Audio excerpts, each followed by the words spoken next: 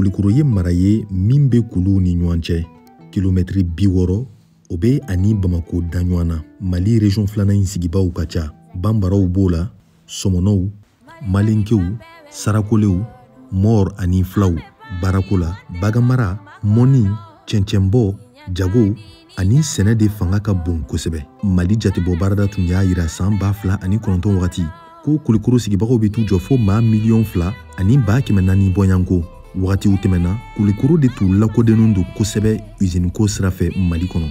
Ikoma, Komanav, Garamulɛnw a n'a ɲɔgɔnna caman. Ni Komanav ka baaraw gɛlɛyalen don bi lakanakobaliya sababu la.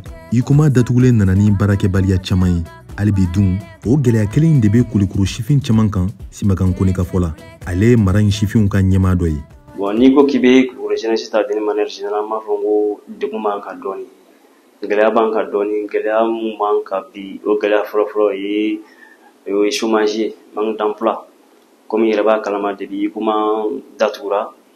Bon, ka fara kɔsa in na récemment événement min kɛra bateau na, parce que an kun y'a ye k'a fɔ la compagnie de navigation Komanav, donc o kun fɛnɛ kelen don fiɲɛ bɔda ye dɔɔni Kulikoro jeunes ma.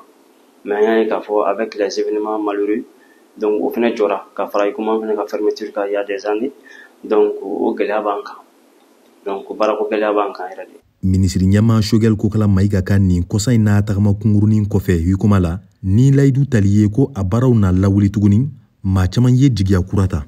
Bon, c'était la première fois ni visite nasugu ka kɛ depuis Ikoma nin datugura, donc o ye espoir d'an ma kosɛbɛ. A ye espoir di Kulikorokaw ma kosɛbɛ parce que autorité fɛnɛ assurance d'an ma yan nɔ. O bɔlen yan k'a fɔ ko n'Ala sɔnna don n'a nataw la Timɛ Ikoma u bɛna a essayer k'a dayɛlɛ tuguni walasa Kulikoro fɛnɛ bɛ se ka fiɲɛ bɔda sɔrɔ dɔɔni. O diyara n ye kojugu parce que n'i ye usine dayɛlɛ a kɛra cogo o cogo mɔgɔ damadɔ bɛ yen, mɔgɔ caman kɔni bɛ sɔn ka taa o baara la, donc o bɛ se ka kɛ sababu ye mɔgɔ caman bɛ baara sɔrɔ. Ni baarako gɛlɛya bɛ yen, Simagan Kone ko ɲɛnajɛ yɔrɔw fana dɔgɔyara ko o bɛ sifin caman filen. Yan nɔ lieu de divertissement ka dɔgɔ an bolo kosɛbɛ. Minnu yɛrɛ b'an bolo olu ils sont dans un état de dégradation, donc hali o fɛnɛ na u ye visite dɔw kɛ o la, autorités ye visite k'o la kɔsa in na k'a fɔ k'u bɛna essayer k'olu fɛnɛ rénover, donc o gɛlɛya bɛ yen parce que an y'a ye k'a fɔ même pendant les fêtes an ka denmisɛnninw bɛ yen u t'a dɔn u bɛ tunu u t'a dɔn u bɛ taa yɔrɔ min na, donc o bɛ cogo min na sport fɛnɛ domaine na n'a bɔra stade garage la, bon an tɛ se k'an bolo ɲɛsin balontan yɔrɔ jɔn ma k'a fɔ k'i bɛ se ka événement ba organiser a la.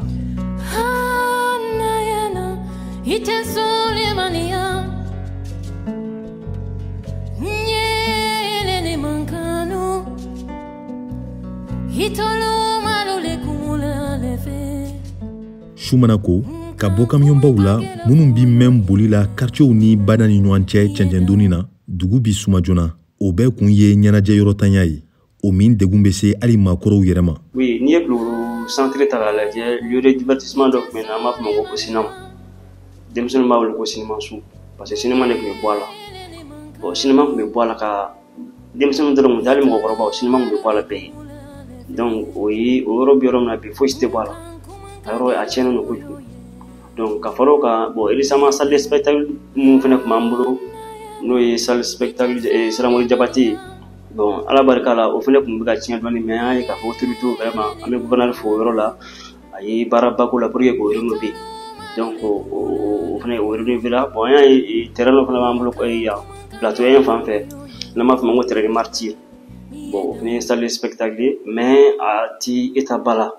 Donc ninnu ye yɔrɔ ye minnu bɛ yen nɔ denmisɛnninw tun bɛ ɲɛnajɛ yɔrɔ min na kosɛbɛ mais a yɔrɔw b'a ka commencer ka tiɲɛ.